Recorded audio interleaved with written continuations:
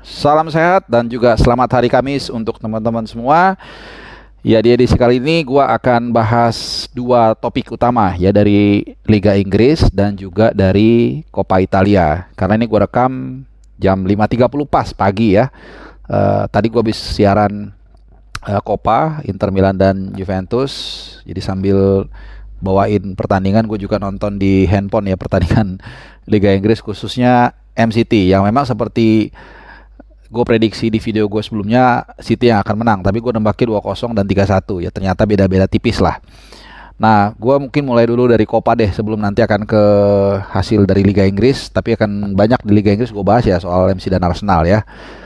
Oke, dari Coppa Italia, selamat buat Interisti yang berhasil untuk Inter Milan, tim kalian ya, meraih kemenangan dari Juventus 1-0 melalui gol Di Marco di menit ke-15 ya, dan ini juga mengantarkan Inter Milan ke partai puncak, nanti akan menghadapi pemenang antara Cremonese dan Fiorentina, tapi kemungkinan akan berhadapan dengan Fiorentina. Final ke-15 di turnamen Coppa Italia ini, dan sekaligus juga punya peluang untuk mempertahankan gelar. Ya, gelarnya saat ini 8, Roma 9 ya, paling banyak Juventus 14 kalau nggak salah. Paling banyak lah pokoknya. Gol tunggalnya di menit 15, finishingnya oke, placing, kipasnya dari Barella. Dan memang Inter dari awal sudah kelihatan sangat dominan dan sangat superior ya, karena mereka full tim, hampir nggak ada yang cedera. Sementara Juventus babak belur ya, banyak pemain yang cedera. Vlahovic juga di menit-menit terakhir nggak bisa main. Ada di stadion tapi cuma nonton. Dan tanpa itu pun dari berbagai aspek musim ini Juventus benar-benar babak belur banget ya. Dan satu yang menarik dari pertandingan tadi adalah dicadangkannya Brozovic ya. Ini bukan underestimate sebenarnya, tapi karena Inzaghi harus mengantisipasi pekan yang sibuk di beberapa waktu ke depan ya, karena mereka masih berkompetisi di Champions League. Kita tahu mereka akan menghadapi AC Milan nanti tanggal 10 kalau nggak salah ya, tanggal 10 atau 11 lah, 10 waktu sini, 10 waktu sana, 11 waktu sini, leg pertama.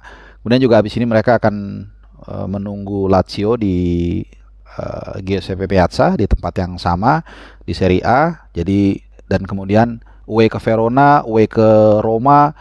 Jadi nggak gampang, sehingga memang harus dirotasi para pemain tersebut. Bahkan di babak kedua pun, walaupun sudah unggul 1-0, Inzaghi mencoba untuk merotasi lah pemain-pemain yang ada untuk menghindari cedera atau hektik ya. Oke, itu sekali lagi selamat untuk Interisti. Buat Juventus sekarang harapan mereka tinggal di Europa League ya.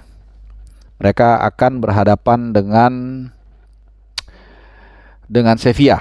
Dengan Sevilla nanti tanggal 12. Oke, kita ke topik yang kalian tunggu-tunggu. Jadi pertama, selamat untuk Manchester City yang menjadi juara Liga Inggris ya.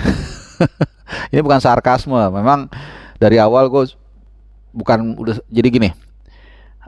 Selalu jangan pernah menganggap tim itu udah juara walaupun sudah unggul bahkan double digit ya. Jadi selama kompetisi belum selesai dan secara matematik masih sangat mungkin, bukan hanya mungkin ya. Kayak Napoli misalnya secara matematik mungkin, tapi kecil kemungkinannya. Tapi ini masih sangat tipis, unggulnya hanya 5, hanya 8, itu nggak seberapa ya, musim masih panjang. Dan terbukti kemarin mentality berbicara di sana.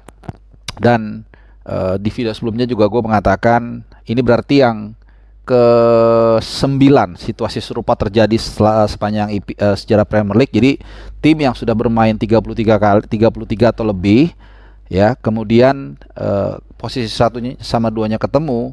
Nah, dari 9 itu yang menang di partai ini, dalam hal ini seperti MC dan Arsenal, itu 8 diantara yang jadi juara. Nah, kemungkinan artinya memang secara perhitungan di atas lapangan, di atas kertas juga City yang hampir pasti akan menjadi juara Liga Premier musim ini gitu ya. Jadi ya musim yang cukup baik buat Arsenal, tapi tidak cukup baik untuk bisa menjadi juara. Di pertandingan kemarin Arsenal kalah 4-1, tertinggal lebih dulu bahkan 3-0. Nanti gua akan bahas gol-gol, terutama gol-gol yang tercipta ya, kenapa bisa terjadi. Dan kemudian 3-1 sempat ada gol balasan dari Holding, tapi seperti kata English Commentary agak sedikit telat. Dan bahkan di menit-menit terakhir ada bonus gol dari Haaland, bahkan dia sudah sampai ngebuka atau mengibaskan rambutnya ya. Mungkin nanti akan jadi fotonya gua akan share, keren juga tuh ya. Sampai ada gol penghibur lah, dan ini membuat jarak poin mereka hanya terpaut menjadi 2 dengan City masih unggul atau ada sisa 2 pertandingan melawan West Ham dan juga menghadapi Brighton. Ya jadi gue percaya ada keajaiban, tapi ya kali ini kayaknya enggak lah. Ya untuk berharap 2 pertandingan itu City seri 2 kali atau kalah 1 kali, seri sekali, rasanya kecil kemungkinannya ya. Dan Arsenal pun harus menang juga gitu, jadi nggak gampang. Oke, kita akan bedah satu persatu golnya. Gol yang pertama. Gol pertama ini gue akan men-share gambar proses golnya. Jadi gue manual lah, ini gue screenshot dari dari highlight, dan kemudian gue kasih lingkaran, mudah-mudahan membantu ya. Jadi ini proses gol yang gue lihat salahnya si Thomas Partey. Ya gue nggak tahu, beberapa kali Thomas Partey dia melakukan blunder. Waktu itu juga lawan apa gitu ya, gue pernah juga dia melakukan blunder. Jadi terlalu berani memainkan bola di area sendiri tanpa melihat ada pemain di belakangnya. Nah kemarin itu dia lengah ya, ketika bola ke Haaland, kemudian Kevin De Bruyne coming from behind, itu Partey nggak alert gitu ya, nggak ngikutin dia, kalah lari. Bahkan kemudian ada momen di mana dia bukannya jagain Kevin De Bruyne, tapi malah sibuk membantu Rob Holding yang lagi marking si Haaland. Ya intinya dia malah lengah lah menjagain si Kevin De Bruyne, kemudian lewat. Dan ya di gol pertama ini Kevin De Bruyne juga menunjukkan skill individunya ya. Instead dia menembak ke tiang jauh, tapi dia glaserin bola, apa istilahnya ya, flashing bola ke tiang dekat, dan 1-0. Gol yang cepat sebenarnya ini belum mematahkan semangat para pemain Arsenal. Nah gol yang kedua ini yang menurut gua sangat penting buat buat City, dan juga meruntuhkan moral Arsenal. Karena selalu gol yang gua bilang di akhir babak pertama ini sangat penting, dan juga sangat fatal buat yang kebobolan, apalagi dalam situasi seperti ini ya. Jadi ini memang gol template ya, gol tendangan bebas, crossing, kemudian ditanduk sama Stones. Cuman kalau gue lihat ini lagi-lagi menunjukkan kemampuan individu dari seorang Kevin De Bruyne ya. Bolanya itu dia tempatkan ball to head istilahnya. Jadi dijangkau Ramsdale nggak bisa, tapi juga bisa dalam teritorinya para pemain City. Ya jadi lebih kuat menyorotinya ke situ ya. Jadi umpannya bagus, jumpingnya juga si Stones juga bagus, dan selesai 2-0. Dan gua agak bingung kadang-kadang ngelihat Chelsea ya, pemain seperti ini bisa dibuang ya. Ini bagus banget sebenarnya. Oke, 2-0. Nah, gol yang benar-benar membunuh semangat Arsenal itu golnya Kevin De Bruyne ke menit ke-54. Sama juga, ini sekali lagi salahnya Thomas Partey. Nanti gue akan lihat sekuensinya dalam waktu sekitar 4 detik kalau nggak salah, dari menit 5307 kalau nggak salah ya. Nanti gue akan share gambarnya piece per piece, ada 3 motion. Jadi dalam tempo sekitar 4 detik kan dia udah langsung kalah beberapa meter. Sama juga, dia juga lengah menjaga pergerakan Kevin De Bruyne coming from behind. Kemudian 1, 2, 3, 4 detik dia udah langsung dalam posisi shooting, selesai 3-0.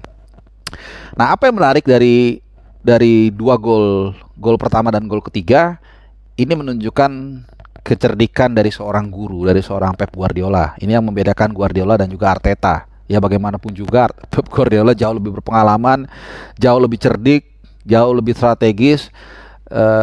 Ini yang gue bilang di video gue sebelumnya, Pep sudah bisa tahu apa yang ada di dalam pikirannya Arteta. Arteta mungkin juga tahu apa yang ada di dalam pikiran Pep, tapi dia tidak bisa mengatasi apa solusinya. Nah itu yang gue lihat di 2 gol tersebut. Gol pertama dan gol ketiga itu sama, dia tarik Haaland jauh dari kotak penalti. Karena apa? Karena pasti Pep mikir Arteta akan memarking sedemikian rupa Haaland kalau dia selalu hanya bermain di kotak penalti. Karena ini kan yang selama ini menjadi kelebihan dia. Golnya dari kotak penalti itu hampir sebagian besar lah, mungkin hanya 1 atau 2 dari luar kotak penalti. 3-0. Nah kemudian ada gol dari Rob Holding. Nah ini kalau ini gue hanya ingin, sebenarnya golnya gol random lah sebenarnya ya, with all respect buat Holding. Cuman yang gue lihat sebenarnya di sini adalah peran Trossard. yang ini pemain bagus dan gue selalu memuji pembelian Arteta, tapi kok kadang-kadang di partai-partai yang menentukan antara nggak dimainin atau telat dimasukin gitu. Seperti contohnya di pertandingan semalam ya, Trossard itu dimasukin menit ke 60, 1 jam, dia nunggu 15 menit. Ya beda, gue selalu membandingkan dengan Erik ten Hag. Erik ten Hag itu cepat, dilihat nggak ada yang jalan, clock ticking, artinya sudah nggak banyak waktu, langsung bikin perubahan. Karena lu ketinggalan 2-0 melawan tim sebesar MCT, nggak ada lagi opsi lain selain lu melakukan perubahan di babak yang kedua. Tapi kita lihat dia melakukan perubahan setelah 3-0. Tentunya ya bukannya nggak bisa, tapi sulit rasanya. Dan Trossard masuk menit ke 60 ganti Martinelli dan dia berikan satu assist yang sebenarnya juga agak sengaja. Cuman memang adanya Trossard ini sebenarnya lebih bikin kreatif lini depan Arsenal. Cuman mentalnya udah runtuh setelah 3-0 ya. Dan terakhir gol dari Haaland di menit ke 90 plus sekian lah ya, udah di akhir-akhir. Ya ini yang gue kasih tahu tadi atau gue informasikan, dia sampai udah buka rambutnya. Sebenarnya itu gestur yang kalau kita baca ya agak bukan meremehkan lah, tapi udah yakin menang, udah take it easy lah kalau bahasa Inggrisnya. Dan yang menarik adalah sebenarnya kontrolnya Foden ya. Ini awalnya di situ sebenarnya. Bola lambung agak sedikit clearance sebenarnya, itu bukan bola lambung. Kemudian dia kontrolnya bagus banget, langsung pop kipas, selesai sudah 3-4-1 dan ya udah. Musim ini selesai buat Arsenal dan ya selamat buat City, itu aja sih, nggak ada yang bisa gue bilang. Dan memang ya City memang lebih siap dan jangan lupa mereka on the way treble ya. MU siap-siap nanti di final tanggal berapa, 3 Juni ya. Tapi kalau di Liga Champions gue nggak bisa berani bilang apa-apa, apalagi jual rumah ya, karena ketemunya sama Madrid ya. Walaupun sekali lagi mereka punya Haaland, dengan Haaland bukan tidak mungkin mereka akan bisa punya peluang lebih jauh di Liga Champions dibandingkan musim lalu. Probably. Oke, terima kasih udah nonton. Semoga bisa memberikan manfaat dan juga tambahan insight buat kalian. Dan jangan lupa subscribe, nyalakan loncengnya supaya nggak ketinggalan video gua terbaru. Oh ya, sebelum gua tutup, gua lupa nanti gua akan share juga siapa yang menang. Ternyata ada 3 ya orang yang menang kuis kemarin. Jawabannya adalah 4-1 dan pas yang menang 3 juga. Gua akan langsung DM aja di IG gua ya, untuk gua segera kirim vouchernya 200.000 untuk 3 pemenang. Jadi 200.000 makan di Imperial Kitchen. Terima kasih, salam sehat.